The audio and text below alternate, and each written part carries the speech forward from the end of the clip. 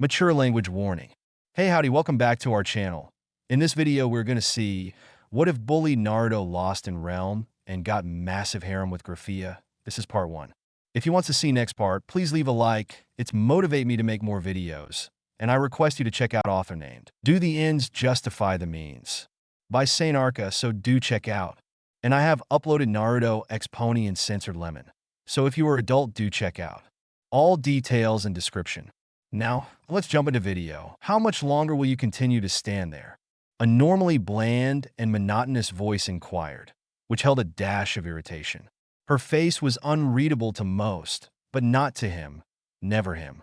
He had known her for over 1,000 years, and yet for the life of him, he couldn't comprehend why she had chosen this form. To hear her almost dead voice from a childlike appearance was a tad frightening to him. This world functioned better if people believed the supernatural was just myths and folklore, used to get children to behave and eat their veggies. The owner of the monotone voice was a little girl with waist-long black hair, black eyes with reptilian slitted pupils, and elven-tipped ears.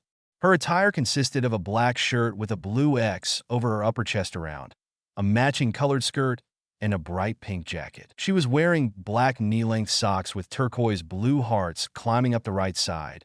On her skirt were 2 hollowed-out hearts with a little golden ribbon design underneath. I thought you longed for silence. Could you be becoming human like the rest of us, Ophis? A youthful voice teased out, sounding like he took some joy in asking that. Don't be foolish, Naruto. Ophis countered back. Her tone showed a bit more irritation. Naruto didn't let it get to him and just smiled softly ahead. Naruto was not a being native to this world, but he had been here long enough to think of it as home. The much younger man had tried not to wear anything too flashy, but failed apparently.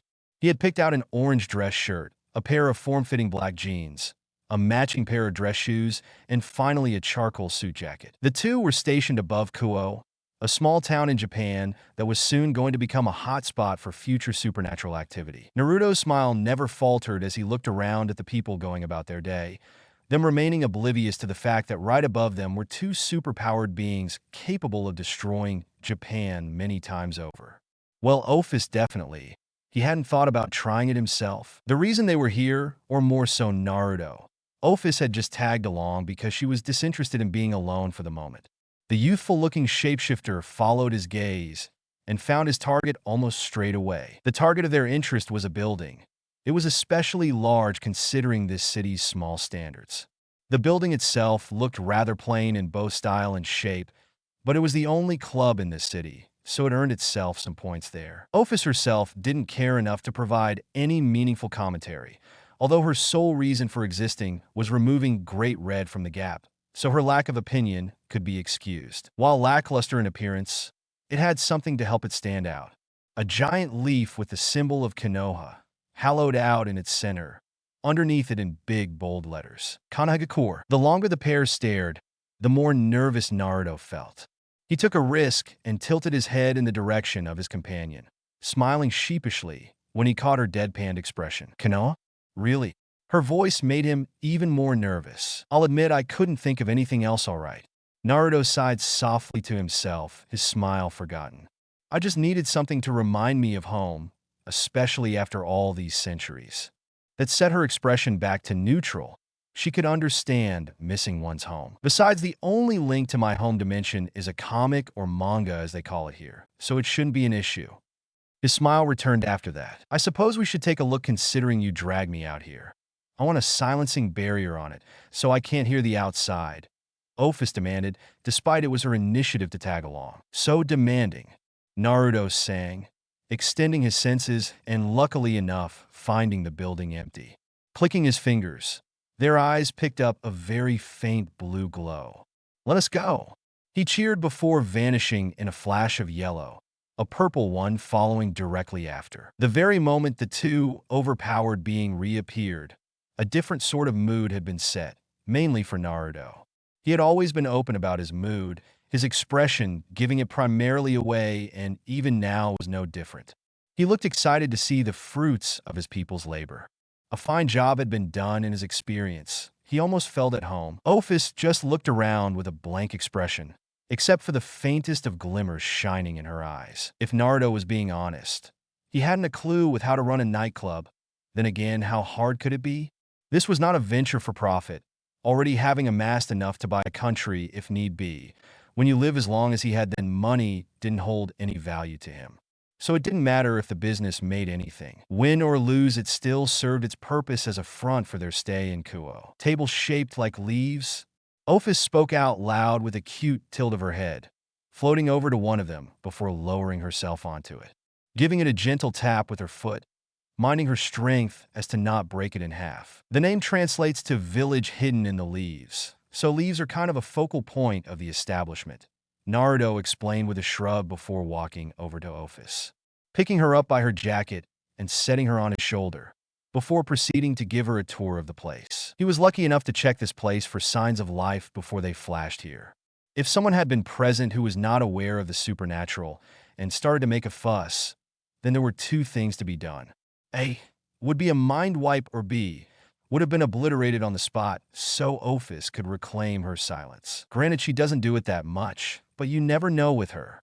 Luckily enough, she looked to be quite passive at the moment. When you would walk through the entrance, it would be as follow. The bar would be located on the right-hand side of the ground floor with a VIP section situated above, accessible by a staircase. It was through the VIP section is how you would get to the manager's station for whoever was in charge for the night, mainly himself. On the ground floor, directly opposite the bar on the other side of the room, were the booths with leaf-shaped tables. The booths were black leather with seals inscribed into them for self-cleaning at the end of the night. You could fit between 6 to 8 people per booth. The entire left side looked to be filled with them. In between the bar and the booths, the dance floor, big enough to fit around 50 to 100 people. The lights situated around appeared to angle more light towards the dance floor, as that should be the busiest area for the night. In front, on a slightly elevated stage, was a DJ booth. Bathrooms were located to the right of the DJ booth. Naruto toyed with the idea of having 2 different sets of bouncers, one for humans and the other for supernatural. In the end, he decided to employ his people for both. Even though he didn't have any idea what he was doing, he still wanted this place to be a respectable establishment. He knew to keep a closer eye on the supernatural side. They were bound to be trickier. If there was one area he needed, it was an area for adults to have a smoke. Most of them smoked, especially when they had some alcohol in their system. If he couldn't provide that, then no point in even opening. Speaking of the opening, he was going to have to find a way to advertise the debut for the joint. That was not something he was knowledgeable about. He had no shame in admitting that, but he knew people who were more experienced in that field than him. He had an idea for some free publicity, but he would need to make sure the booze was kept far away, as the age to enter a bar in Japan was 20 or over. Most publicity is good, and it could serve to build a bridge with the devils, something he hadn't had for a long time. He needed them close to see if they kept their end of the bargain, or if they played him for a fool. If they didn't fulfill their end of the deal, then there was going to be hell to pay, no pun intended. He seriously hoped that hadn't played him for a fool, humanity had suffered enough under their guidance. Curse his bleeding heart. Sometimes wanting to see the best held you back. By the time Naruto had shown Ophis around, the little dragon had not kept quiet. When she had a question or wanted to know something, she would point and ask. It delighted him in truth. It was nice to see her take any form of interest in something other than Great Red. Mostly everything feared or was extremely wary of Ophis and her power, and whilst he had some reservations about engaging her in combat, one thing was clear. Ophis was naive, but it was that sort of innocence about her that made him want to protect her, cherish her, and how she could remain so innocent in this sinful world. Just as the tour was coming to its conclusion, another presence entered the premises. Scanning the signature for a second, Naruto quickly turned around with Ophis on his shoulder, offering a warm and welcoming smile, an action that was returned. A rather youthful-looking young woman, with long, vibrant brown hair, a high ponytail that extended down to her waist. Her build was fairly short and slim, but that didn't cut any corners regarding her beauty, nor did it make her look weak. At most, she looked very athletic. Her strikingly hazel-colored orbs locked onto his form almost instantly. Her smile rose a touch. The black mock-neck solid tank top looked great on her, as it highlighted her assets were looked to be a solid C-cup, a pair of matching colored skinny jeans that drew enough attention to her thighs, and finally some boots to complete the outfit. The mysterious woman looked to be unable to contain herself anymore. closing the distance faster than should have been possible. She leapt and easily encircled her arms around his neck with her legs wrapping around his waist, as if he was a giant teddy bear. Whilst many would view this as an overly affectionate lover reuniting with their significant other, Seraphol being a known person for being overly affectionate toward her sister. Naruto's relationship to the woman being more father in nature, she was just excitable. In her bout of excitement, he had forgotten about Ophis. Glancing to his shoulder to see she had vacated her spot, looking up he saw her hovering a few inches about him, her expression displaying an almost minuscule frown aimed at the girl. "Tori, please give a warning next time. Ophis is giving you the look again." Naruto tried not to be too bothered by it, and he was thankful that Tori had mellowed out, but she made it a habit to annoy Ophis when she got the opportunity. Tori just smiled at Ophis with a twinkle in her eye. "You're not being salty, are you?" Not bothered in the least about antagonizing someone who could turn her into a bloody paste with just a wave of her hand. Naruto wondered if it was a secret ability for her to hang off him like a sloth. He didn't bother listening to their banter, whilst he thought about one of the main reasons he opened this club here in Kuo. This place would be an important strategic location in the future. He held no doubt that Surzex and Seraphol would take precautions once they discovered his presence here, especially close to their sisters. The question he asked himself now, though, was how long does he choose to remain hidden? He didn't have anything to fear here, especially from their peerages. He was a whole different fish for them. They would grow in time and prepare for some of the harder challenges. But if they would reach the capability to take him on was questionable, let alone his group. One problem was that he didn't want to involve his little brother, but that might not be an option anymore. It was almost like fate 2 decades ago. When he first passed through this town, he felt their anguish. From his time when he was a healer, this pain felt particularly strong, and so he wished to help them. He found them at the cemetery burying what he found to be their second child. Both were stillborn. Naruto would admit that he wasn't proud of what he did next, manipulating their mind a little to go and adopt, only to make sure a clone of his was the child they took home. He left his clone there to grow with them and make sure their next child would be born. Healing magic from his dimension cured almost anything here provided you knew what you were looking for. Then a short time later, Mickey got pregnant again, and this time she delivered a baby boy, but that wasn't the most interesting thing. He had Drake attached to his soul. It was all too much of a coincidence, but he stayed after they had their son. Letting them keep their memories, he grew attached to them and enjoyed the feeling of having a family, even if he felt a bit guilty. Naruto felt guilty for manipulating them, but he hoped that helping them have Issei relieved a little of his burden. He did like having a family. It didn't make him any less grateful for what Kushina and Minato sacrificed for him to be allowed to live. Naruto's thoughts were broken by an animal-like snarl. He watched Tori jump off him and get right into Ophis' face, who looked monotonous as normal. It was to be expected Tori was more of a confrontational girl, and Ophis was as cool as a cucumber. He placed his hand on Tori's shoulders and drew her back before she annoyed Ophis enough to take action. "Cut it out," he reprimanded her, focusing all his attention on Tori now. "Where is Nishiki?" "He stepped out this morning," she responded with a pout. "Shit," Naruto cursed. "Well, if you see him, tell him to give me a call." Turning his attention to Ophis, who looked like she had enough being here, no doubt because of Tori. "Ophis, you can leave if you want, and we will speak later." The Ouroboros dragon disappeared the moment he said she could leave. Naruto sighed at that. Letting go of her, he walked over to the bar. "I wish you wouldn't annoy her too much." He walked around the bar, Tori coming to a stop and taking a seat. Knowing she would want a drink now, he took 2 glasses and filled them with ice. "Pick your poison?" "Jitty double and Coke."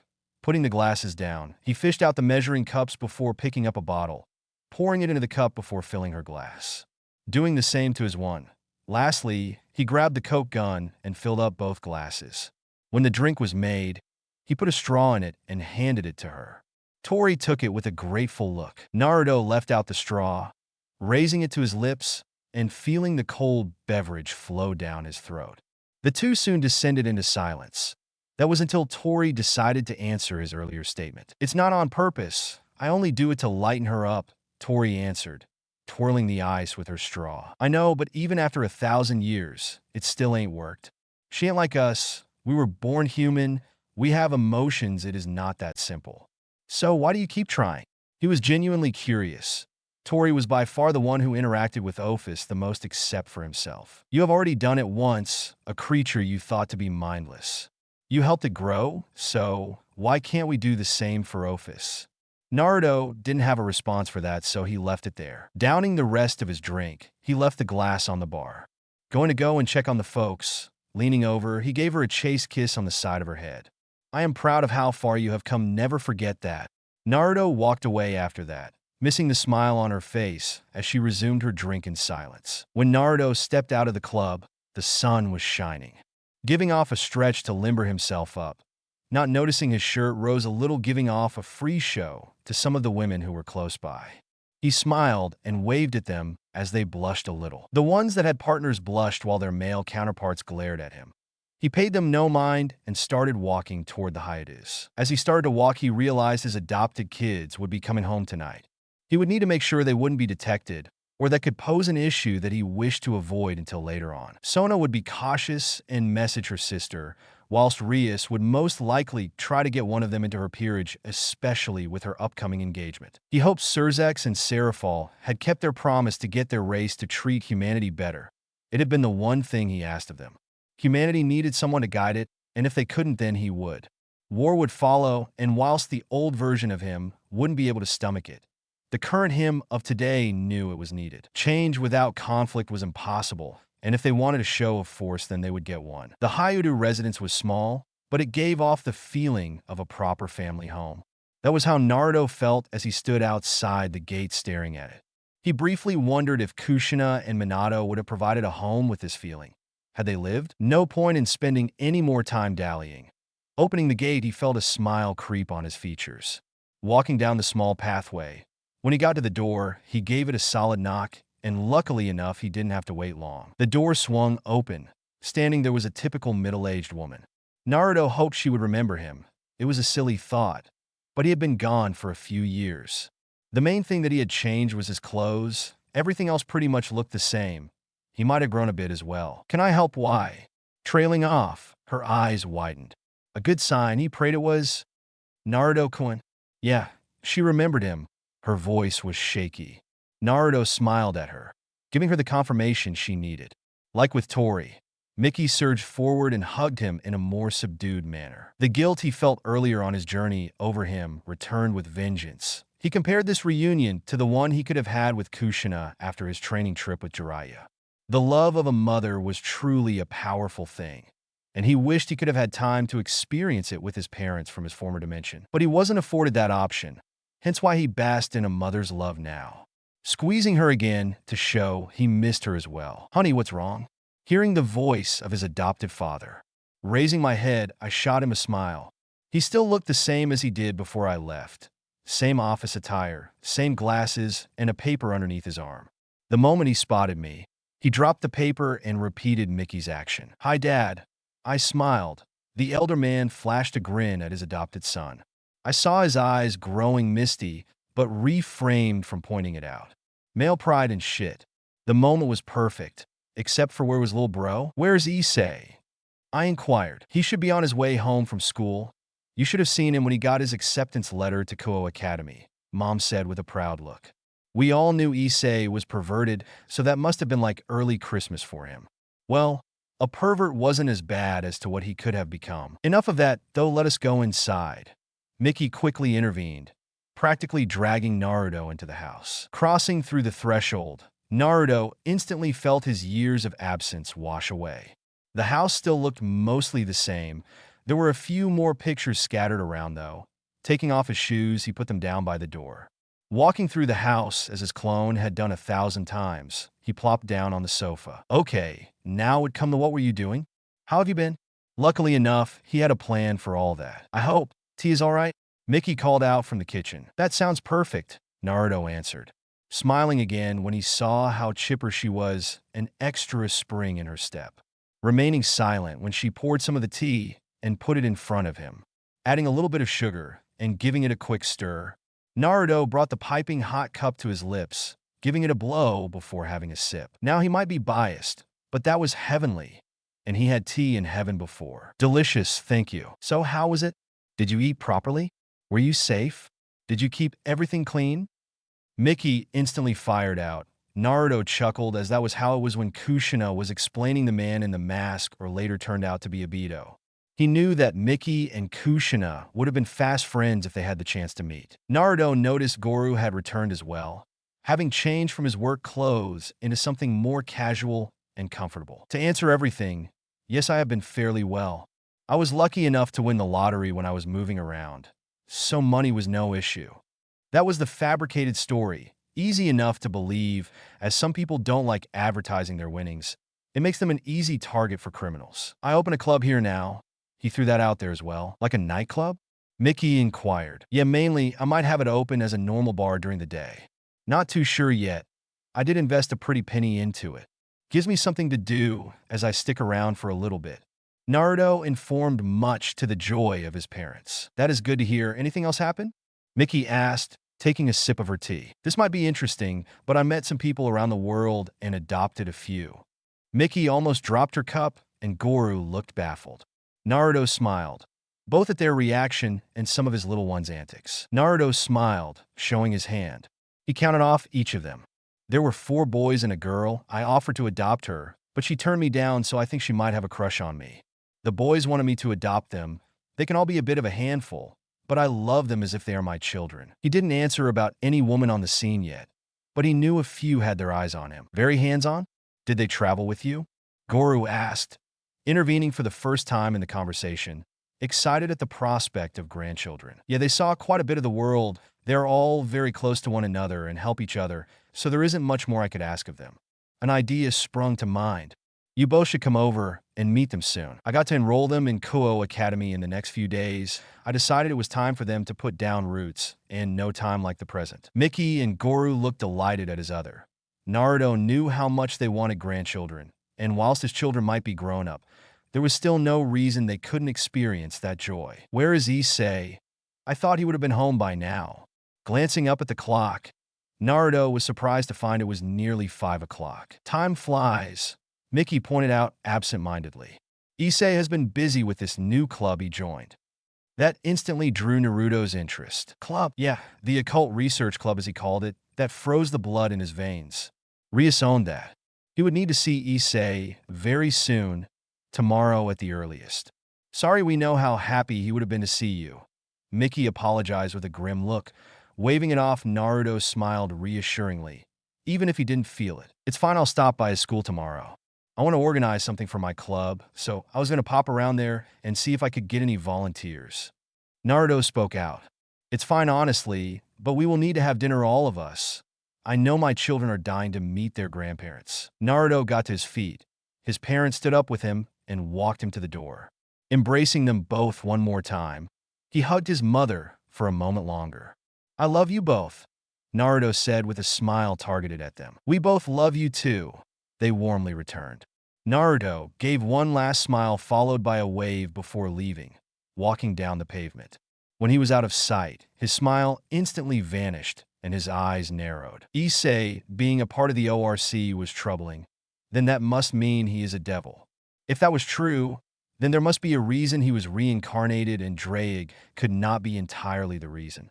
The lack of a draconic aura surrounding the house gave that impression. He would need to question him tomorrow, and then explain how he knew of the supernatural. Oh joy, he wasn't going to explain everything. That would be too much pressure, especially when he was questioned by Rias. Best to give enough, but only that. He would put some protection on the house, make sure Mickey and Goru were safe. Only back a few hours and things were already getting spicy. He hoped things didn't go out of control too quickly, or else the Cows Brigade would become known sooner than he wanted. Ophis might be naive enough to believe her power would keep them compliant, but he knew otherwise. They would lie to her, and she would believe them. Only his group and the hero faction were loyal, and that was too mainly himself. Ophis truly only had him. He dreaded to imagine what it would be like without his intervention. His group worked tirelessly, setting up for the worst-case scenario, and Naruto appreciated everything they gave because it came from them. Naruto stopped for a moment when he thought about the hero faction. He wasn't blind, even they had their darkness that couldn't be expunged. He tried, and for the moment he had failed, but he guided it away from innocence for the time being. A shiver ran down his spine when he thought about the chaos God's treasures could inflict. Naruto was truly lucky to have met them first. He didn't want to kill his children, and he would fight to keep them from falling too much into the darkness.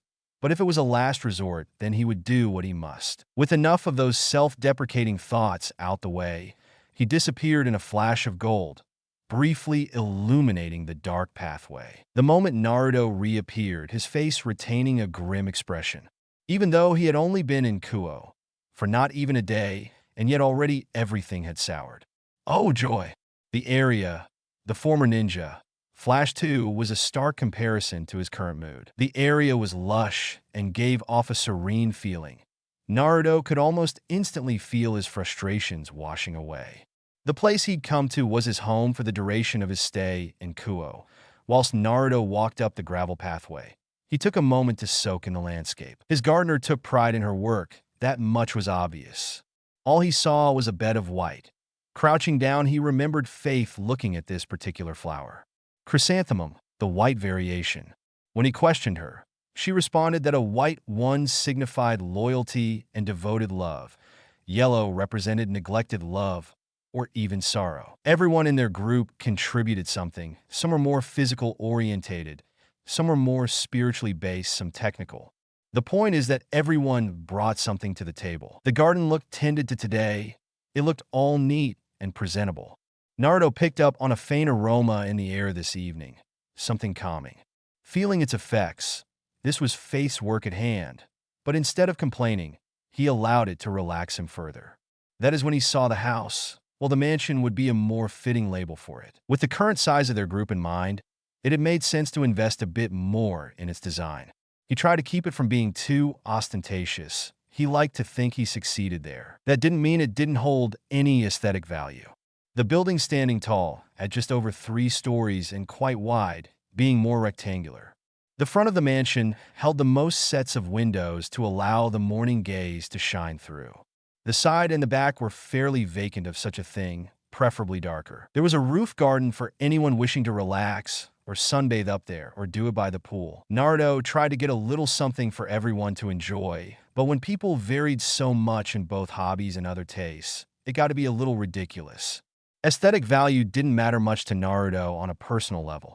He would choose practical value anytime. That is why he kept the house as simple as he could, bright, big enough, and practical. The real treasures lied inside. Oh well, moving on. Reaching the mouth of the walkway, feeling a significant amount calmer than when he first appeared here. Walking up to the door, Naruto wrapped his hand around the handle for a moment before opening it. He wished he could thank his godfather. Fuinjutsu made everything easier, if only you had the imagination. A specialized seal had been placed on the handle. Everyone who lived here had their genetic coding placed on it, so the security measure wouldn't trigger. Soon as his foot crossed the threshold, the light flickered and came to life. The ground floor was the most basic, the kitchen station to the right, a few different bathrooms scattered around, and both a lounge and a sitting room.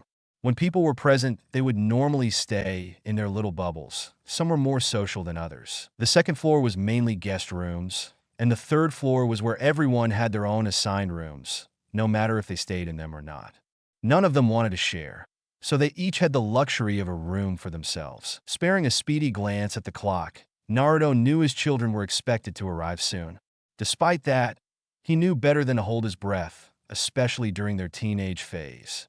Making his way to the kitchen, eager to have something tasty and soothing prepared for when they arrived. At that moment, he felt a terrifying signature instead of showing fear. Naruto's form remained perfectly relaxed, and he smiled before turning around to greet one of the first to join his group and by far one of his biggest powerhouses. A man of tall stature, fair-skinned, was standing in front of Naruto. His height extended a little over Naruto's own. Blackish eyes with roughly shoulder-length, wavy, grayish-white hair.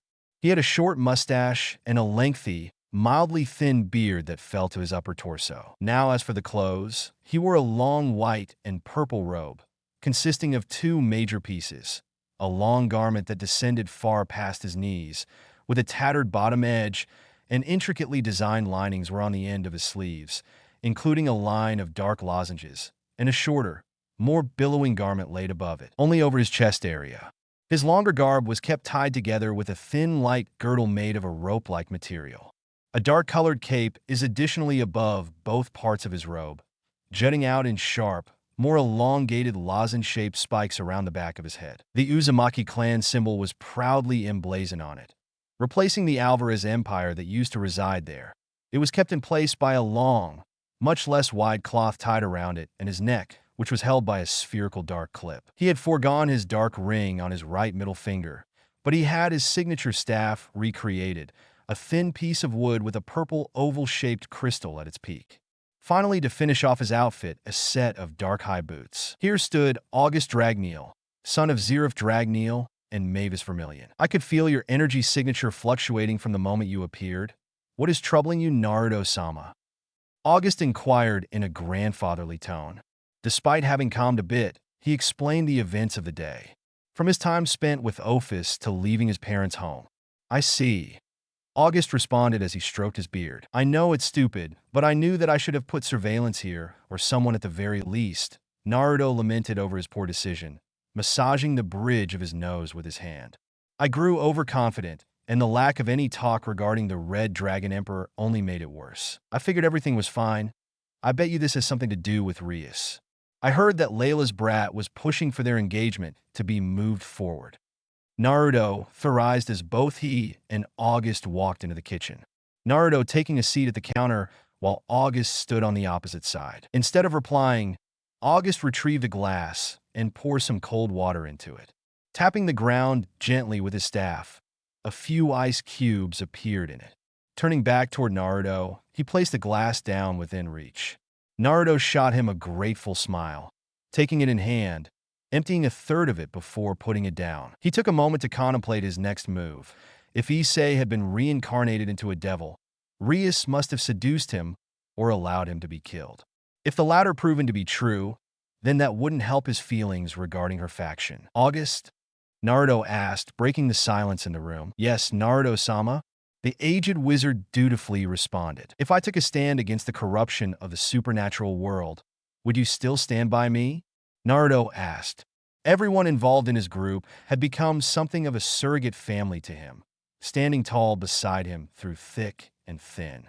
Even after this, he still had a little voice in the back of his mind, saying how there was a limit to what could be asked. August had been a steadfast supporter to both him and everyone else. Naruto valued his opinion above most. He needed to hear what the wizard would say, if only to confirm he would be traveling the right path. August could feel this would be a turning point for his leader. He knew that true change, especially in this world, would take a lot of blood to be shed. Innocents would be involved by either them or their enemies. He had not been afraid to shed a little blood when he helped form his father's empire. He could still picture that day so long ago, passing through the dark, all cold and alone, until he felt them, two creatures of immense power. Naruto floated before him with Ophis, seeking his help for a better tomorrow. If they were able to pass through the nothingness, then they could have easily forced his loyalty and servitude, but they hadn't. Naruto had only asked for one thing, to be unprejudiced, and look with an open mind and not let his past dictate his decision. It hadn't taken long to see who he was. Naruto treasured humanity more than anything. He loved everyone. He tended to the elderly, played with the children, gave an ear to anyone who needed it. He took on the mantle of humanity's guardian, to protect their future and continue their survival. He followed Zerif, even with his curse, even if his father never knew he had a son. Naruto had never tried to be a father figure to him, but Naruto did fill the role of a son, needing guidance in difficult times. Back when they first met, Naruto had never taken a life, being that dedicated to the preservation of life. Everyone had only heard tales of rumors of Naruto's time during the Great War that had taken place before their group assembled. It was the Devil Civil War that had him clenching his staff tight enough for it to creak under the pressure. Something terrible must have happened because the light in his leader had dimmed, and he was willing to take a life when he returned to them. August had known only two people who could have such knowledge, Irene or Ophis. Both would never tell a soul. Ophis is obvious, Naruto being her first friend. Irene was surprising, though. That is a whole different thing, though. If there was something August knew for sure, There was a darkness that had been born in his leader from the Civil War. He prayed they would never have to experience a traitor in their group. He feared for Naruto's psyche. Adopting his children had been helpful with keeping that darkness at bay, but they had their own to keep in check. There was something seriously wrong with this world. It just kept piling and piling, issue after issue, and Naruto shouldered it all. So yet, despite everything that would and could happen, August believed Naruto was worth following. Steeling himself, he prepared to give his answer, looking the blonde dead in the eye. "I swear here and now that I will stand by you." So would the entirety of the Regeneratorum, but now is not the best time to take a stand against them. The Cows Brigade cannot remain in the darkness for much longer. Certain people are becoming restless with the lack of progress in their ambition. August paused for his words to settle in. It might be a childish thought, but they might come to their senses and realize their folly. If they do not, and you deem no redemption available for them, you know that some of our people would be delighted in the opportunity to take the fight to them.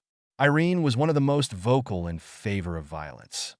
August finished with a grumble. A genuine smile came across his features, getting to his feet.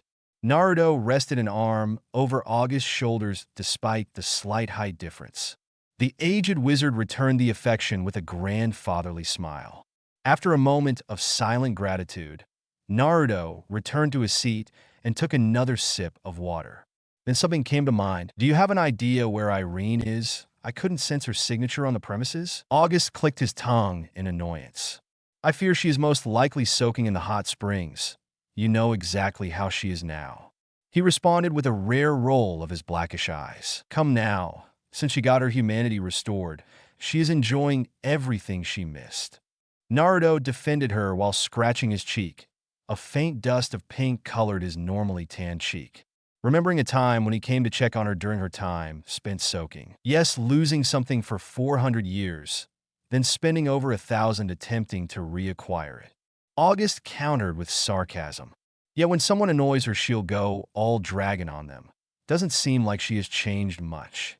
Despite the negativity of his comment, he did chuckle good-naturedly at the end. Naruto grinned. Despite how it appeared, he knew that August was fond of Irene, both having come from the same dimension. He never told August, but it was Irene who guided them to him, leaving that for her to decide if and when she wanted to reveal such information. "I won't claim to know what she was like before, but we both cannot deny that she is calmer and happier now. I do find her more aggressive side so sexy until she goes ultra dominatrix. Still hot, but she can be a very creative girl when she puts her mind to something," he remarked with a knowing grin. If Irene could hear him speak of their occasional activities, then she would rip him a new one before taking them to the bedroom to calm her down. Their relationship had originally started as comrades, but then evolved into occasional lovers. That is how he found out about her sadomasochistic fetish with a body like that, having her so submissive. He struggled to word it correctly, although he made sure to switch up who had control. August looked like he swallowed a lemon, but before he could form any words, a bright light erupted from the entrance war. Naruto's eyes narrowed for a moment before they brightened tremendously. "Oto-usa?" A soft and shy voice came from the direction of the light. Naruto downed the remains of his glass before getting to his feet and moving swiftly to greet his children. Entering the next room after only a moment, he saw all 5 of them standing there, looking a little scuffled but otherwise all A-OK. Despite not seeing them for a short amount of time, Naruto instantly spotted the one who called out to him earlier, scooping him in his arms for a bone-crushing hug. "Wah!" Faux tears trailing down his face. "August, look at how much they have grown. Soon they won't need me."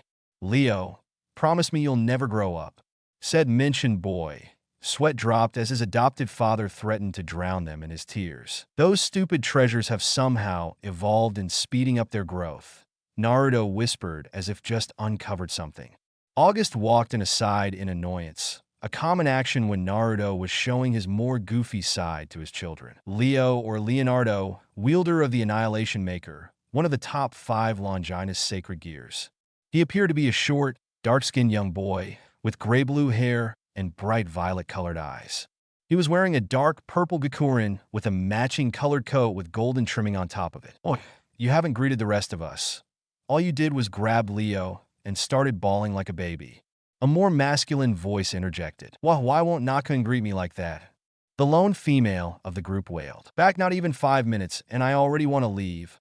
A very smooth voice spoke out, being careful not to poke anything with his signature spear resting on his shoulder. Oi, Chow Chow, stop being so broody.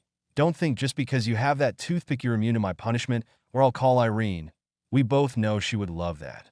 Naruto responded to the leader of the hero faction, taking joy in the ashen look that came over his face. Apologies, Otasama. I know how creative Okasama can be in her choice of punishment. The hero descendant tried to hide how much that bothered him. He ignored the toothpick comment, knowing his father would carry on if he showed any weakness. Perhaps you could let Leo go, father. He isn't supposed to be purple. Gao gao chekili interven. Saving lao es nachu I dwight. Come on then, let me get a look at you, Naruto told them. His tear had all but vanished, and he didn't look as goofy as he did a second ago.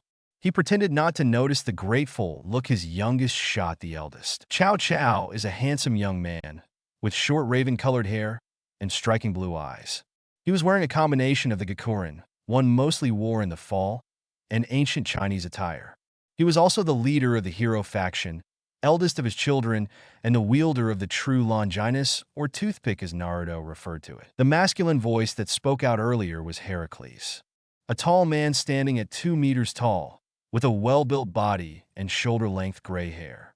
Like everyone else here, he wore a Gakurin with Greek-inspired armor covering him. George, the only one who hadn't spoken since arriving. Like everyone else, he wore a Gakurin, and also like everyone else, he had something different over it. A burgundy-colored mage-style robe with a feathered cape. He had light brown hair and glasses. He was also another Longinus user for the Dimension Lost. Now for the final member, and the only one that did not accept his offer of adoption. Jean, a beautiful young foreign woman, with silky blonde hair that reached her lower back and deep sky blue eyes. Like her male companions, she wore Gakurin, but of the female variation, with a skirt. She wore some armor for her upper body, which just about covered her large breasts. The armor was mainly orange with parts of yellow mixed in. When Naruto's eyes met Jean's, she blushed prettily and looked away cutely. Seeing his inspection over, he asked one thing he had been dying to. You all have been eating proper, haven't you? Sapphire eyes narrowed. None of that fast food bullshit. The room grew tense. August smiled softly at seeing their reactions to such simple questions. Chow Chow found anything else better to look at than Naruto. Jean blushed in embarrassment. Heracles froze. George found something interesting to stare at by his feet, and little Leo. The young man tugged on his sleeve. Naruto directed his attention to him. Sorry, Oda-sama, but that is all we ate, Leo revealed. Naruto's eye twitched a bit more, glancing at each of them for a moment to see if that was the truth. None would meet his eyes. Unfortunately, speaking about their past eating habit made him realize that he completely forgot about doing them something earlier. One more night wouldn't hurt. After his talk with August earlier and the dark thoughts, any specialness that would have gone into the meal's preparation. Glancing over his shoulder, he looked at August, who looked to be reading his mind, gave him a solemn look in return before one head nod. I guess we can deal one more night with that stuff, he told them with a smile. It became more genuine when he heard their cheer. With everyone having retired for the night, Naruto was resting in his room with a small smile on his face.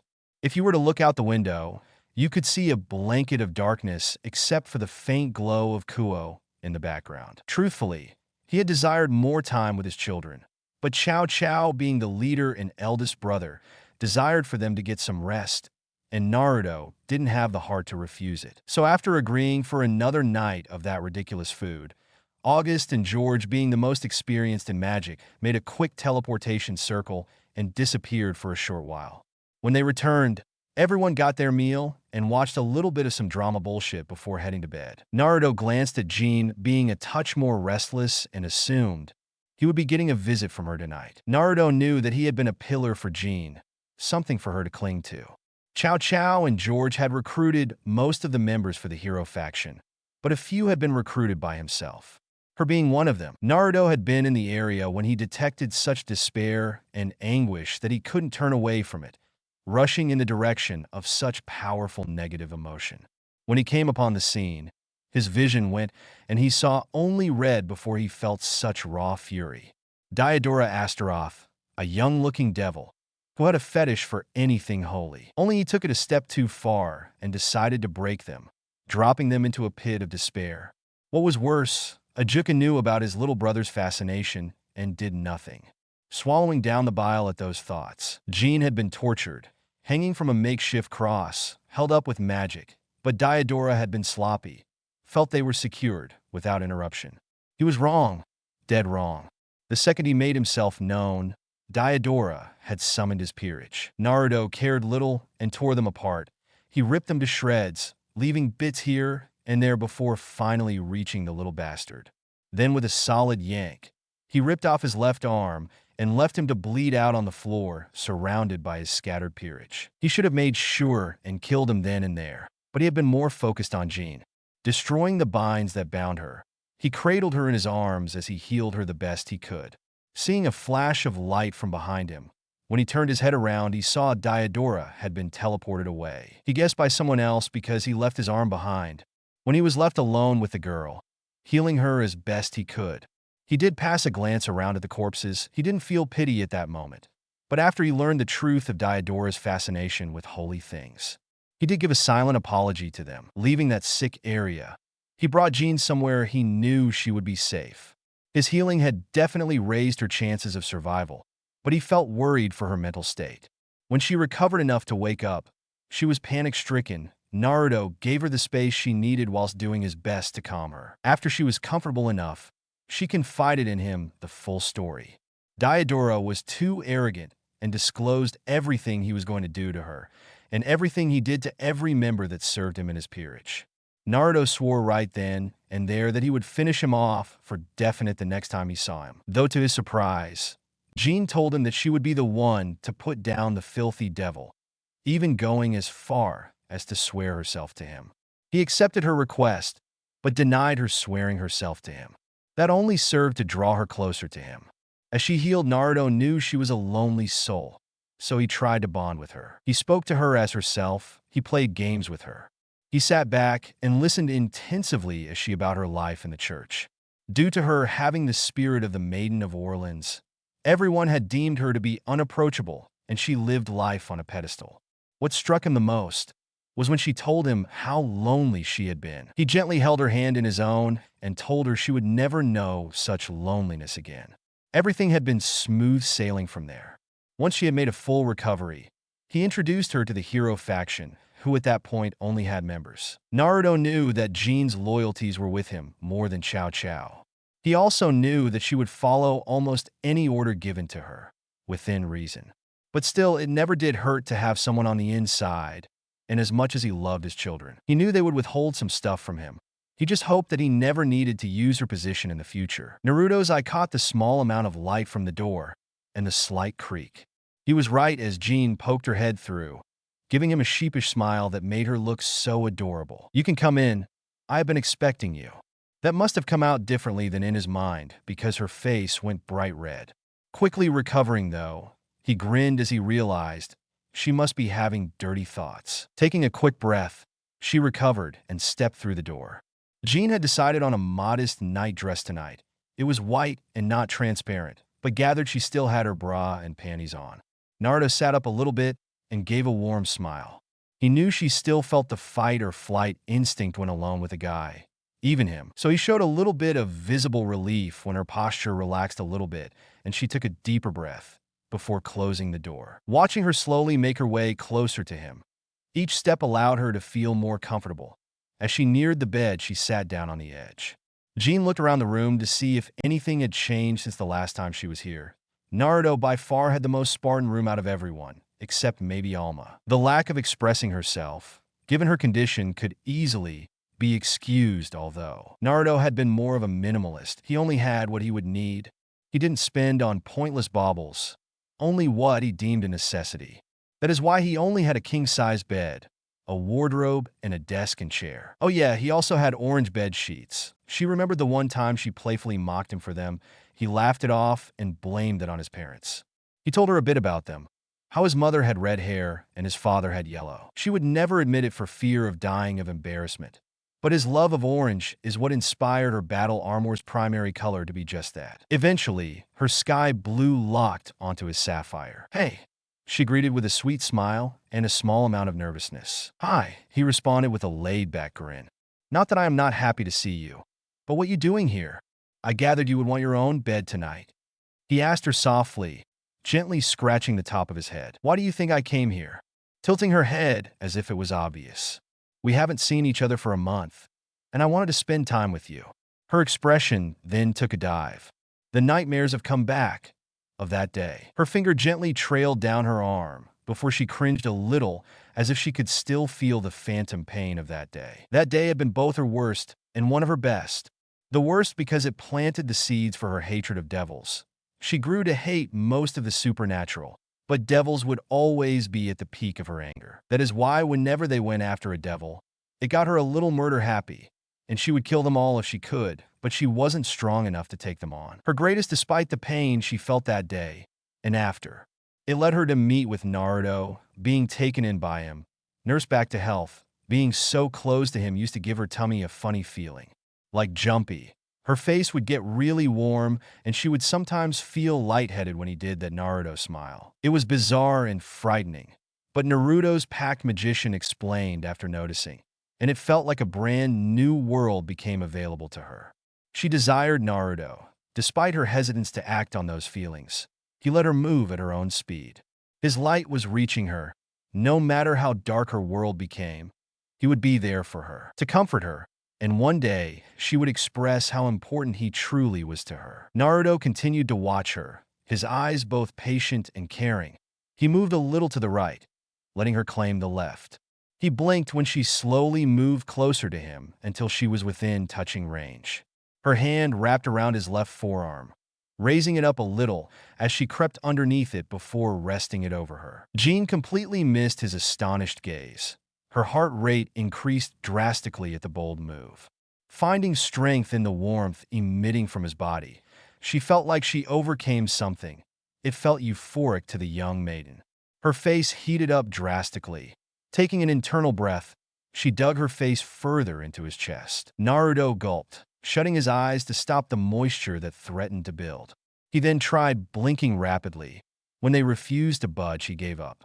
He was surprised by the bold action, but damn was he proud of her. He gave her a faint kiss on her crown, taking in the scent of her shampoo. He didn't do anything else and just held her close to him. It then became quiet between the two. Jean's face was still Nova, but returning to her usual color. Naruto took this opportunity to think. He had garnered an idea of how she felt about him, definitely something of more than a friend. He wasn't oblivious anymore. He could either see or sense how women felt as he passed them, even among the supernatural. Jean, though, was entirely different. Her world had almost been stripped away, and a part of him wanted to stay her friend, but he couldn't deny what he felt a bubble in his chest when he saw her. He was attracted to her most definitely. He would never deny that. He knew she was attracted to him, but he didn't know the depth of her love. He had at the time pretended to not catch her longing glances at him. After her experience with Diodora, she shied away from intimacy. That is why he was so shocked by her bold move, and why he gave her a kiss to show her that he was proud of her without voicing it. When he first met her and healed her, he tried to fill the role of a surrogate father, but she made it clear she didn't need that. She desired someone to stand by her, whom she could trust with her entirety, someone who could lift her when she fell or carry her if needed. He wanted to be that for her, but he would be patient and allow her to decide on the speed of furthering their relationship. Basically, he let her decide it between them, giving her as much time as she needed. A storm was coming, he could feel it. Unknowingly, he hugged her a bit closer. Her eyes flickered for a moment before closing, a peaceful expression on her face. The Dimension Traveler decided it was time to discuss his fear about Issei now. He couldn't risk Jean finding out on her own. He breathed in deep through his nose before exhaling softly. "Jean?" he asked tentatively. The drifting blonde replied, "I fear Issei might have become a devil." Naruto admitted and regretted it instantly. Her eyes snapped open. Her body grew tense and started to shake slightly. Naruto channeled more chakra to his body, giving off a feeling of safety and security.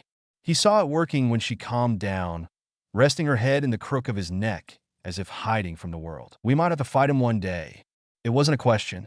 I was happy to meet someone connected to Nakuin, and now that person is a filthy devil. Her last word was like acid, and even Naruto mentally recoiled at the hate in it. Issei was showing signs of heavy perversion before I left. Odin gave a speech about breasts. I managed to avoid him detecting me here. Naruto was lucky to dodge the leader of the Norse pantheon, not out of fear. Even if the old man threw everything he had at him, he would still triumph in the end. Odin did have more experience, whilst he had raw power and experience with his equipment. That means either he was seduced or killed and reincarnated. Narrowing his eyes, his expression darkening. I know they will use him against us, and with the boosted gear, he could be a threat. I will fight him if I must, but only last resort. Jean didn't respond for a moment, bringing her head out and giving him a meaningful look. You really are committed to this? It is a last resort. I asked August earlier if he would stand by me if it does come to taking a stand against them. His eyes flickered. Sleep was getting ready to claim him. Jean, I know how much you hate them, but if some do come to our side, I need to know that I can trust you to not slaughter them on sight. He looked her in the eye. As long as they are not like him, I won't aim to cut their throats. Her words came out in a hiss. I will tolerate their continued existence, but I will never be their friend. I gather you have some people in mind? She felt his nod, she sighed. I see. Not everyone is a villain. Some have been abused as much as humanity. I seek those who would benefit humanity. We have my group and the hero faction. There are some who will help humanity. Those who would stand against us must be crushed. I am tired of seeing people die by those of nobility who would then hide behind their titles. They need to know someone is out there who will do something about them. You won't be alone if you decide to take that course of action. Then we will follow you. Jean said before doing her last bold move of the night, a faint kiss on his chest. I'm going to sleep, so shush. Night, Nakuin. Jean closed her eyes as sleep came for her. Good night, Jean-chan. Naruto replied mentally, closing his eyes, and within minutes it was his turn to be claimed by sleep. Naruto hoped he wouldn't be in trouble when he got home. He left Jean to get some more rest while he went to reunite with his brother. He didn't mean what he told her last night. He would fight him if it came to it, no matter how much it would pain him, but he needed to know the truth first. One thing he definitely did was create a clone to switch places with him. He didn't want Jean to think he had left her after the progress she made last night. Kuo Academy definitely didn't take him too long to find. It was too visible, although it did perfectly play the role of a prestigious institution and being a front for both Rias and Sona's duration in the human world. Naruto made a mental note to have Donna spy on those two. He needed to start taking more of an active role in the supernatural world. Brushing that thought aside for the moment, he contemplated changing his current outfit. Either the female population were starved of male attention, or he was drop-dead gorgeous. Either way, it was starting to grate his nerves. Thank Yahweh that Jean was not present, or she would have had her stake victim dragoon on them by now. He did smile fondly at the thought. His eyes narrowed when he detected traces of demonic energy in the nearby vicinity. If they were close to him or had him in their sight, they must be exercising caution. Smart move. He finally saw who he had been waiting for. Issei Hayadu. Looking exactly like their father, only a more youthful version. He wore the standard Kuo uniform with a red shirt underneath his jacket. Naruto smiled a little when he saw him, but noted how he stopped and froze, seeing a look of pure terror on his face. He hummed to himself before making his presence known. Yo, Otudoken. Naruto called out as the world seemed to freeze. The female population instantly looked between them rapidly, back and forth as if trying to comprehend how they were related. Naruto didn't let their stares bother him. Pushing himself off the wall, he walked over to his brother with a cheerful grin. Wrapping an arm over his shoulder, the girls around them began to gossip. No one noticed, but Naruto's grin faltered for a split second and turned false. He could detect demonic energy emanating from Issei. Okay, now he had mentally prepared for this conclusion, but to actually feel it was different. Basically, this situation pissed him off greatly. His grip tightened. I can see a great deal has changed, a brother. Naruto whispered to Issei, low enough for only him to hear. I can feel you are a devil. Now who is your master? Naruto asked with an ugly expression taking hold of his face. Issei desperately wanted to respond, but shock and fear had overcome him. Mother and father had been so joyful yesterday, saying Naruto had come home.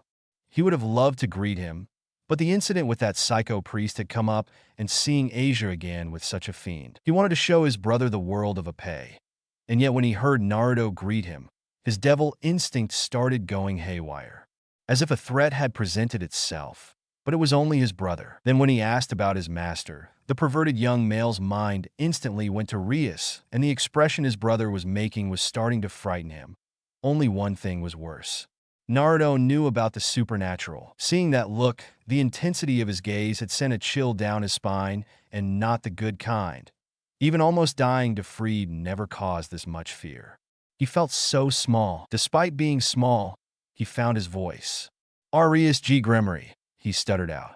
Finally getting a name, Naruto's expression shifted to a more gentle one. Patting his brother on the shoulder softly. I know you are confused and have a lot to ask. I will answer them later. But first, I need to speak to your master about something. Naruto replied before letting go of his brother, turning around as he walked through the threshold of the academy. Feeling the gaze of everyone on him, not just the students, although they stared at him as if he were a piece of meat to be devoured, shaking his head in annoyance. He shut his eyes and honed in on Rias's signature, or what he felt close to it from what he gathered from Issei. It did not even take a second for him to lock onto her, not even bothering to suppress it. Arrogant. Let us have a look. Naruto walked in a calm manner in the direction of the signature. A new, unforeseen piece of information had come to light, and it could potentially be most troubling. Ria sat in the old-school building, her queen and best friend Akino arriving shortly after her. Her knight Kiba and Rook Kaneko were in their first class of the day. Normally she and Akino would be in their own, but she asked Sona if they could be excused as they pondered this new source of information. A few days ago, Rias had reincarnated Issei Haidu, whom she believed to be holding a dragon-styled sacred gear, but not quite sure which one he possessed. When she told him about the supernatural, wanting to see what he held, but to her slight disappointment, it seemed to be twice critical. Last night, when he filled in for Kaneko with a client, he ran into a rouge exorcist and his connection to a nun.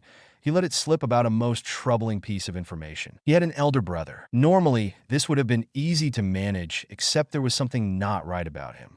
Everyone held a sort of paper trail, a digital footprint if you will, but there was nothing tangible she could use against him. The main thing she found out about him was that he left Kuo around the same time as Cleria Belial, who died in mysterious circumstances.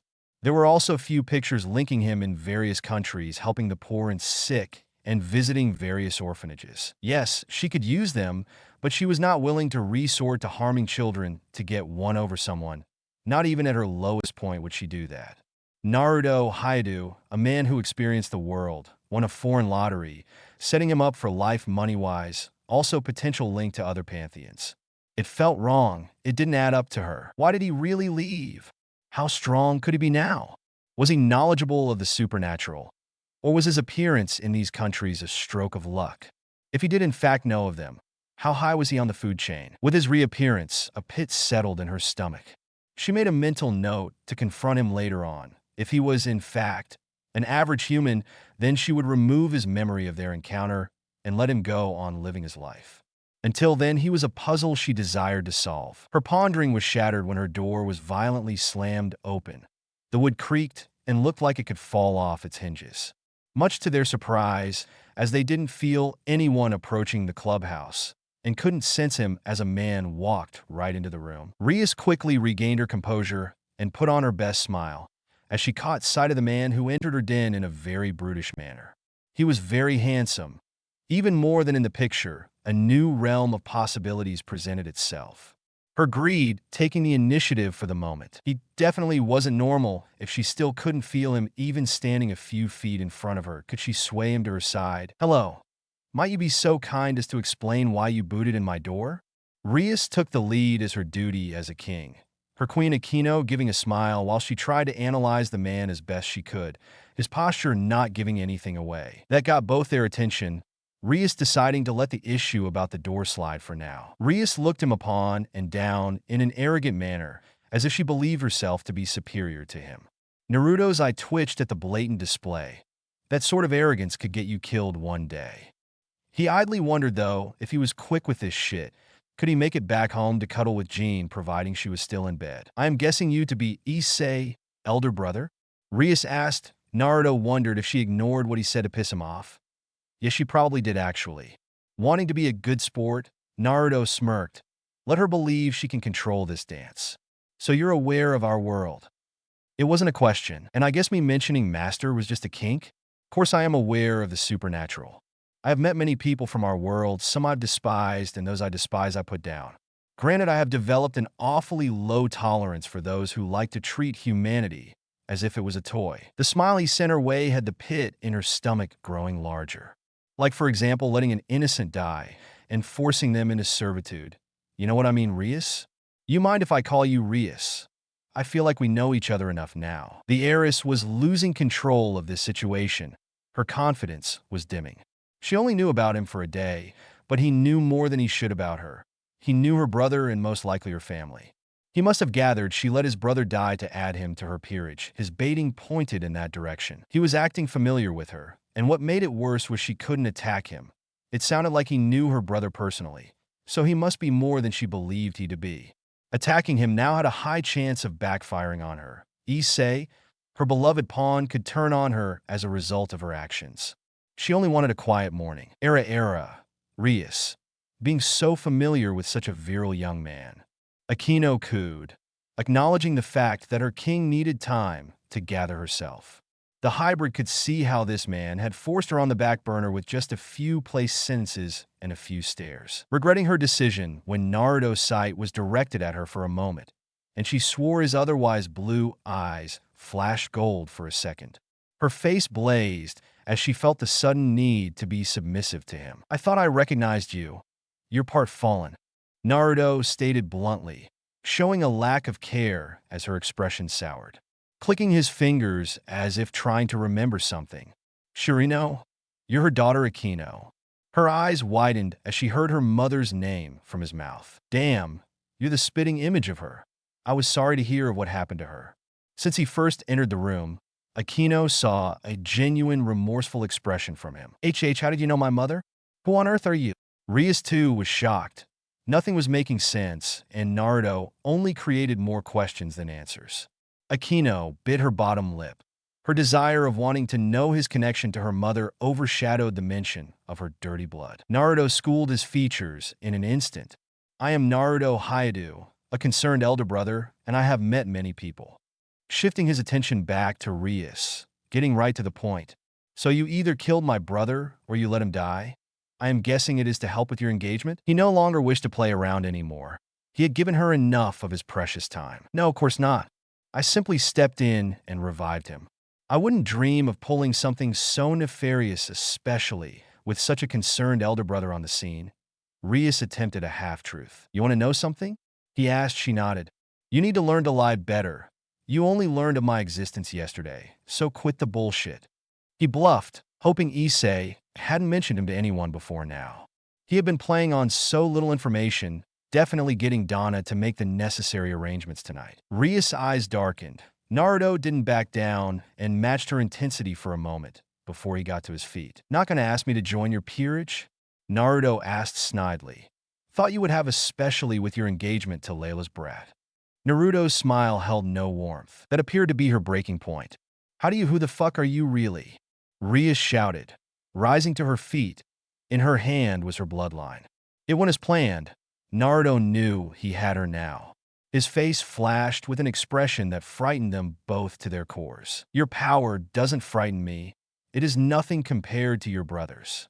He took a confident step toward them. I know you let him die, but tell me who delivered the final blow. Tell me, or not even your brother will save you from my wraith. Naruto snarled like an animal. Some of his power bled through the seal on his jacket. He wanted a name, so he could strike them down. Rias' expression confirmed everything he believed. The bitch did allow his brother to be dragged into their world for her own greed. Naruto knew that he would need to make his presence known to Sona before Rias would open her mouth and spread her poison. He wondered if she would be a disappointment like Rias. He prayed that she wasn't. When he closed his eyes, he could still picture them all on the battlefield, covered in so much blood and ash. It was the fallen, Akino answered, her normally sensual expression washed away as an ashen look took control, reigning in his power. His expression lightened as he blessed the hybrid with a different look now. Do you know where they are? Tell me and I'll eat. Naruto implored in a softer tone of voice. The abandoned church, Akino whispered easily. The young man was much easier to talk to when his overbearing power wasn't pressing down on them. Naruto gave her a more gentlemanly smile, dipping his head slightly before turning around and preparing to leave. You didn't answer me, Rias hissed, her power of destruction roaring to life. Akino looked disappointed that her friend didn't take the easy option, but held her tongue this time. You know, it is only because of Akino answering my question in a civil manner that I didn't brutally torture you and then dispose of your body. He said it in such a casual manner that they had to take his word for it. I don't have to answer you for Jack. Your brother can't even command me. But if you wish to know more, then ask him about me, or even Grafiya. Something different entered his tone as he mentioned her name. I am positive they will be more than happy to speak about me if you ask, but let me give you some free advice. Glancing over his shoulder, locking eyes with her. Her expression widened. His eyes were a blazing gold with a slit down the middle. Train, and train quickly. If you want your freedom, you got to fight for it and not take the easy route. Also be a better person, or you might find someone will get annoyed with your continued existence. Not bothering anymore, he tucked his hands into his pockets and walked to the door. When he was out of sight, Rias slumped in her chair and her head fell onto the desk. Her only and most simple desire now was to crawl in bed and watch anime and forget about all this, also throw in some ice cream. Ice cream sounded so good right about now. A moment later, her latest servant entered the room. Her desire would need to be put on hold for the time being. Rias needed some information. Anything she could get from Issei would be as valuable as gold. With a sweet smile, she gestured him to come closer. Issei, we need to talk. Her tone was too sweet. The future harem king started to sweat profusely as he walked closer. Akino recovered herself, putting her hand in front of her mouth with a quick, era. She watched with sadistic glee as Issei answered everything he could under Bucho's intense stare. Naruto rushed out of there, cloaking his signature again, and disappeared into one of the trees away from prying eyes. He was not happy at all, and realized that he should have stayed in bed with Jean. Rias let Issei be killed, so she could get a hold of him, and indirectly the boosted gear. Those slutty crows were here, and now it was time to exterminate them. He might bring Tori and Jean to assist him. Then his eyes lit up. He knew exactly who to bring. He didn't need people to know of his connection to Tori yet, and the person he had in mind had yet to have a daily presence in Kuo yet. Jean's role would be a vital one. If he could convince her to go along with it, this might cost him. The main reason he wanted to bring someone wasn't because of fear. Oh God, no. He only wanted the fallen who delivered the final blow.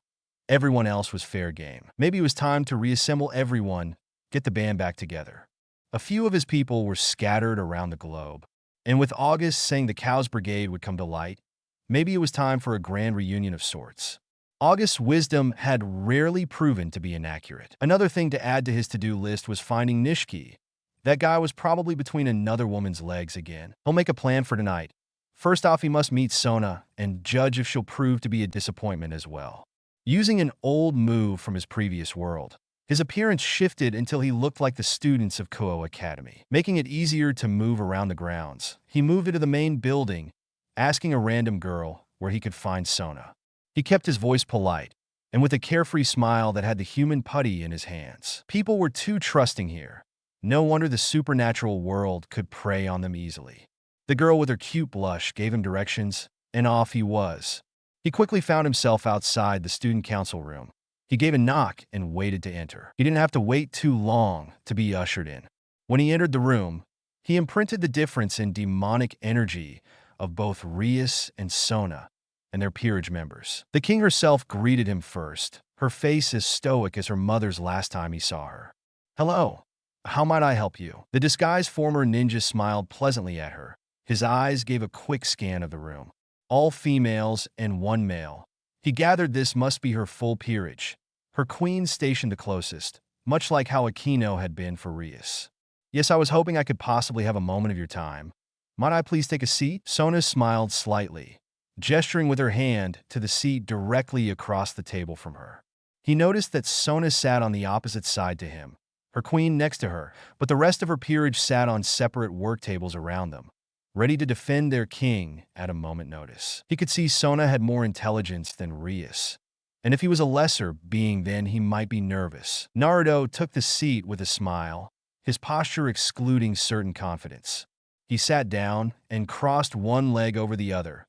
Most of the other devils were continuing their work as if he wasn't there, except for the male who gave him a dirty look. Not that Naruto cared enough to acknowledge it physically. What is it you wish to discuss? Sona asked curiously. I wanted to know which fallen angel killed Issei Hayadu. The blunt approach was taken again. Let us see how they react. The room grew tenser at his question, and no one reacted in a violent manner.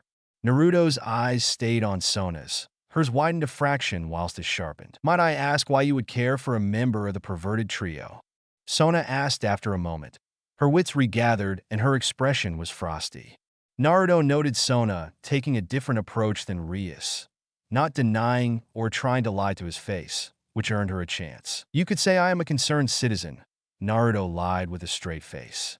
Issei is very dear to me, and to see him reincarnated after being allowed to die really gets on my nerves. Before Sona could counter him, the lone male of her group stood to his feet, tired of his apparent disrespect in his mind. You are speaking to the heiress of the Citri clan. Show some more respect. He barked like a dog. Naruto turned his attention to him physically for the first time.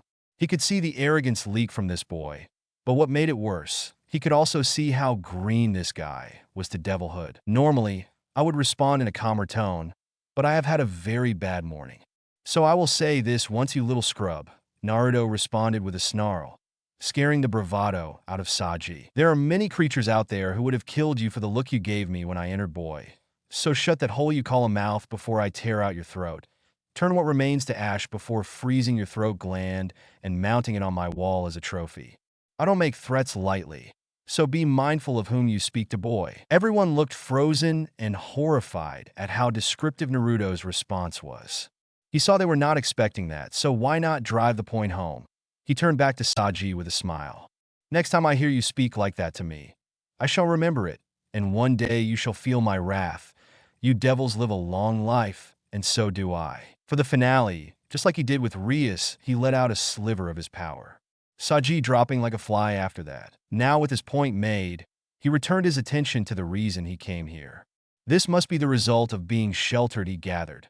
Her face looked to be sweating a little. Her face had turned pale, her expression showing how frightened she really was. I had higher hopes for you than Rias. I expected you to be better than her, and to your credit you are, but not by much. Don't worry, I didn't harm the little bitch, no matter how much I wanted to. That whore let my brother die, then reincarnated him because she was too lazy and pathetic to get out her own fucking engagement to that little shit. He ranted, his disguise flashing briefly as he panted. As it turns out, one of the girls recognized him. You're Naruto Hayadu, she exclaimed before Sona could. Naruto blinked. Oh, you caught that? He said, sounding generally surprised. A brow rose in her direction. She blushed at the intensity of his gaze. What is your name? I haven't had a chance to meet such a beauty, he asked politely. Rhea Kasaka, a bishop in the service of Sona Citri, she shyly responded, dipping her head with a small smile. You know, you're kind of cute. I would love to just eat you up, Naruto sang, his verbal tick making a reappearance. His tone threw everyone off balance at the sudden change, whilst Rhea blushed further. Guess I might as well get rid of this disguise. A plume of smoke covered him before it dissipated. Everyone blushed at the sight of him. Even Sona couldn't suppress it. Saji, who had got back to his seat, whispered "pretty boy" under his breath, clamming up when Naruto tilted his head in his direction. Guess I might as well officially introduce myself. Name is Naruto Hayadu, elder brother to Issei, and thoroughly pissed that my brother was allowed to die and then reincarnated by the same person. By a pathetic little brat who is too lazy to do anything to escape her engagement on her own. He paused for dramatic effect. Questions? Before anyone could ask, Sona stood to her feet and bowed her head slightly in his direction. I think it best we all introduce ourselves before continuing, yes? Naruto didn't smile. His expression changed from when conversing with Rhea, but he did appreciate how polite Sona was. He nodded in her direction. Sona, being the king, took the first step. Sona was a bespectacled young woman with a slim figure. Her hair was black and styled in a short bob cut and had purple eyes. She was dressed in the Kuo Academy girls' school uniform. My name is Sona Citri, but at school, I go by Sauna Shirturai. I am the heiress to the Citri family and the king of this peerage. Bowing her head slightly, Tsubaki was also a young, bespectacled woman. She had long, straight hair that extended all the way down to her knees. Her eyes were heterochromatic, a violet left and a light brown right. She also wore the standard female outfit for Kuo Academy, same as the rest of them. Her glasses were light blue, semi-rimmed with square lenses. My name is Tsubaki Shinra. I am the queen of the peerage. Next up, a young woman with snow-white hair and blue-green eyes. My name is Momo Hanakai.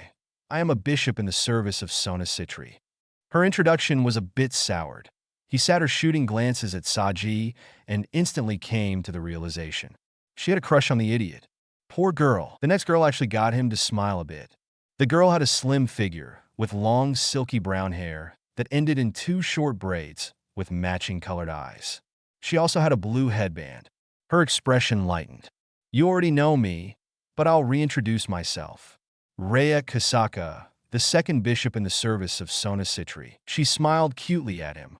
No doubt his earlier attention to her playing a role in that. The next was a beautiful girl with shoulder-length, reddish-brown hair and brown eyes. Her hair features swept into bangs with a single strand of hair sticking out from the top. My name is Tomo Meguri. I am a knight in the service of Sona Citri.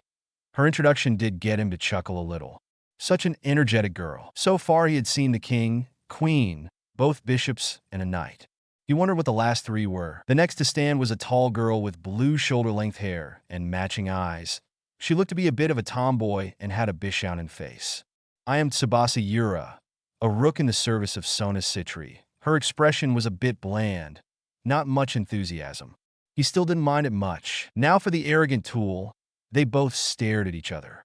Naruto with a look of disinterest. Saji looked like he wanted to speak, but his earlier threat was still strong. I am Saji Jinchuru, a pawn in the service of Citri. Came the response. Naruto didn't even look like he was properly paying attention either. Saji was a young man with short blonde hair and gray eyes, wearing the male equivalent of the school uniform. Naruto just nodded and turned to the final girl. Much like Momo, this girl gave him the same look. Great, another girl crushing on the idiot. The girl was short with brown hair tied in two twin ponytails, and she had green eyes. Her hair also had green clip accessories. She also wore striped green stockings. I am Ruruko Nimura, a pawn in the service of Sona Citri. Naruto looked at each of them, counting a king, queen, two bishops, one rook, and two pawns. The amount of demonic energy they were releasing was good for their age and numbers. But against an opponent who held both power and intelligence, it would matter little. Sona had her work cut out for her. Thank you for the introduction, Sona. Now anyone got a question? Inquiring with a smile. I have one. Rhea responded almost instantly. Apparently, she had to be the brave one right now. Everyone else was being cautious, even the king. Good. Go on, cutie. Naruto encouraged. Well, please don't take offense, but what are you here? You know who killed your brother and revived him, so why bother to make contact with us? She asked awkwardly, wondering how he would respond, no doubt. Well, with my return, I had opened a club. Well, yet to officially open. So I wanted to do a charity event with the school for some publicity, that sort of thing. Scratching his whiskered cheek. Also, finding out your brother was reincarnated makes you curious about their master. There are a lot of shitty devils out there. Still, I'm kind of disappointed it wasn't you, Sona. I could imagine Issei loving it, surrounded by so many lovely ladies. You threaten me, don't give proper respect, and now flirt with the girls. Saji raged, currently forgetting his earlier threat. Sona narrowed her eyes. Saji, quiet. Her voice taking the fire out of him as he sat down obediently. Sona looked to Naruto, who was staring at Saji with an unreadable expression. Coughing in her hand, he looked at her. Apologies, Naruto. He is new. Naruto's face didn't show any form of amusement. There are also some people I would like to enroll. They are here strictly for educational purposes. I must warn you, though, any harm comes to them, and I will not hold back." He explained it with an easygoing smile. Sona didn't doubt him. She would make sure Rias and her peerage were kept away from these people. "The term has already begun, but I could push through the paperwork. For if you were to answer a few questions for me, a question per student." Sona proposed her deal. Naruto inwardly cursed at that, but agreed to it. "You have 5 questions." Naruto conceded victory this time. He knew this was a risk, but he needed them here to keep a closer eye, and because they needed to experience what school was like. That was the father side of him. Sona looked almost giddy, as if Christmas came early. First question: do you wish to cause harm for her involvement in Issei's reincarnation?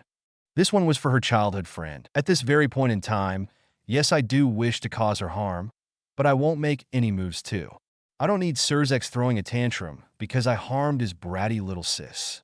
Naruto expressed honestly, his eyes peering deep into hers. Sona nodded at that, appreciated his honesty. She also noted how casual he spoke the name of the Devil King.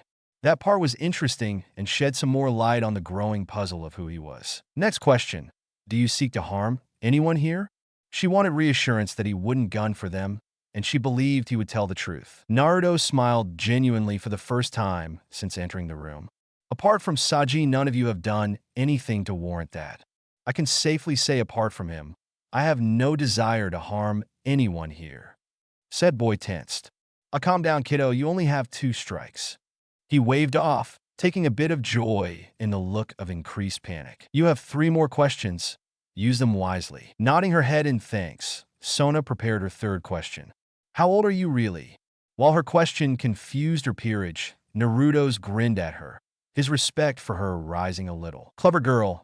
Most people have forgotten or didn't bother to learn, but most supernatural creatures look way younger than they actually are." Naruto chuckled, remembering a few of his encounters over the years. "I am old, Sona, very old. I trust you all to keep this secret for the time being." He winked cutely. Sona at that moment saw a face overlap his own, paling considerately. The room grew quiet, Naruto allowing everyone to process the information. That was cut short when a seal appeared on the floor, both Sona and Naruto face going pale. Naruto looked upward, silently asking if he was being punished. He summed up his current thought process in one word: "Fuck, Susatian." The new voice screamed in a high-pitched squeal. A drop-dead gorgeous woman appeared, looking in her late teens, with raven-colored hair, tied into twin tails with pink eyes. Her childlike body was covered in a bright pink magical girl outfit. In her left hand was a magic wand with an overly big star in the middle. Seraphal Leviathan had arrived. She smiled at everyone until her pink eyes landed on the former ninja. "Oh, double fuck." She opened her mouth, but her voice didn't come out. Her mouth closed. Her bottom lip trembled. "Naruto-kun," Sona's only sister whispered. Her grip on her staff tightened, the object creaking under the pressure. "Triple fuck," Naruto responded with a bored face, as she rushed him, practically throwing her entire body at him, knocking him off the chair and sending both of them to the ground. Her large breasts smothered his face, and her body wrapping around him. He wondered if returning was a mistake now. Some of the other girls had the audacity to giggle at his plight. "Sister," Sona whispered, mentally glad she wasn't the center of the Mal Leviathan attention, biting her lip. To see her sister so familiar with a male added another question to the puzzle. Who is Naruto Hyudu really? "I am old, Sona. Very old." His earlier reply to her question came to mind. Most of the supernatural look younger than they actually are. Also came to mind, he was a puzzle she wished to solve. Much like with Rias, he didn't make sense. She wished to uncover everything for a different reason to her childhood friend. "Who are you really?" Naruto managed to get enough of his face out of her elder sister's breast to respond to her. "Is that your 4th question?" That's it for this video. Thanks for watching. If you want next part of this series, then please make sure to leave a like, share, and subscribe. Also check out the author and their work details in description. Stay hydrated, keep until then, bye-bye.